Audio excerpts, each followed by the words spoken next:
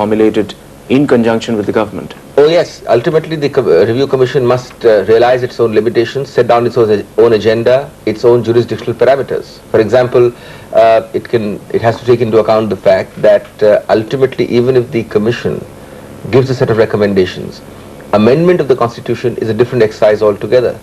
In our country of fractured consensus and coalition governance and a two-thirds majority required to amend the constitution, it's not necessary that every recommendation will be implemented.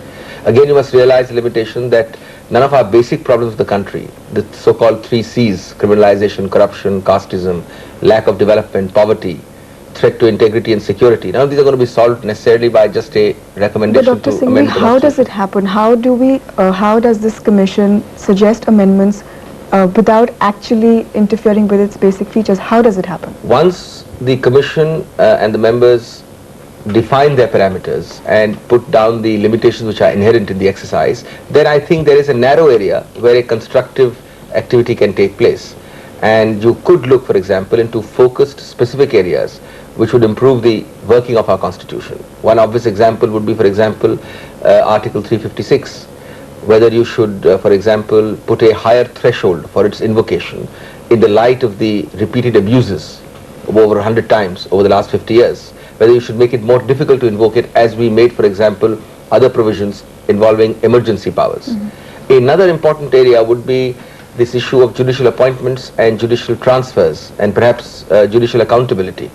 Because over the years, the Supreme Court has decided in what are known as the first, the second and the third judges' cases, decisions which have given an interpretation to the constitutional text, giving the primacy in appointment process to the judiciary.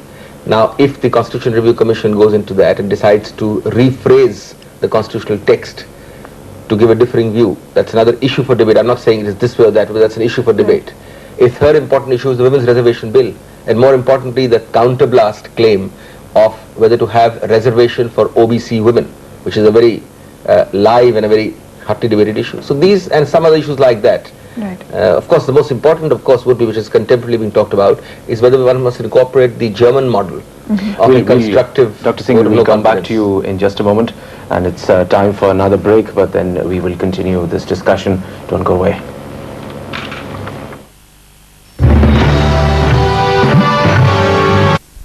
Discuss all that, we have with us Dr. Abhishek Singhvi. Dr. Singhvi, one of the most important things which have exercised the minds of the people is this talk about a fixed tenure of the Lok Sabha, that if it is elected for 5 years, it should remain. Now, a lot of people say that it violates the basic tenets of democracy. What are your views? Well, I think put as a concept of a fixed Lok Sabha term, I would tend to agree with that view. I think there is a contradiction in terms.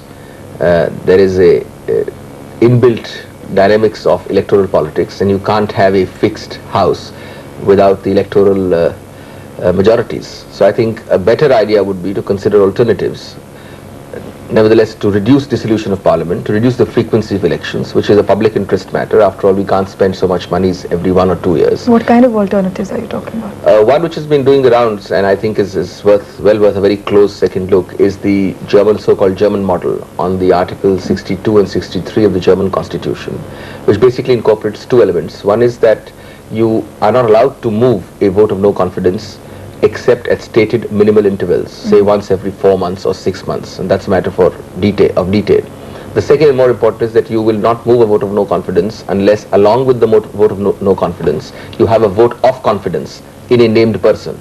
And even if the vote of no confidence is passed, it shall be deemed not to have been passed unless the tagged along vote of confidence in a named person is also passed. Right. So that you automatically oblige the destabilizing forces to add and inject a element of stability in that same vote. But the criticism against this is, like as you said, that if a person moves a confidence vote in himself and the government topples, a new alternative structure comes into being, but that structure in a parliamentary democracy does not have the vote of the people. How is that justified then? No, that is a median meeting ground, because you decide, you have to take a decision ultimately that to go back to the people every 6 months or a year is just too expensive.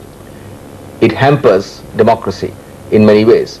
So you decide for a lesser evil, maybe not ideal. The ideal thing would be, you are right, to go back to the people.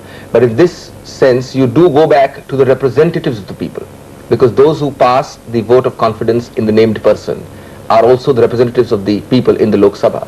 And if they pass a vote of no confidence against X, but a vote of confidence in Y, then in a sense the people have constructively exercised the vote of confidence in Y. And of course this is only for within the 6-month or the 1-year period. If you still find after many attempts that the vote of confidence doesn't emerge, then you would have no alternative but to go back to the people in a general election. Right. So it's a via media really. Also, now this commission that has been set up, now the report is expected to be submitted. I mean, the time frame that's been given is a year. Now, do you think that is a valid time frame? I think it is important to have some time frame. I'm not quibbling about 12 months or 18 months. It could be extended again. But I think it's important to keep it brief and focused, because in some senses, when you set up something as large and as grandiose as a so-called Constitution Review Commission, it does tend to become occasionally an exercise for masterful inactivity on other real fronts. You might put on hold a whole series of desirable remedies and panaceas which are otherwise available on the ground that you have a so-called constitutional culprit which you are examining, and that constitutional culprit examination goes on endlessly.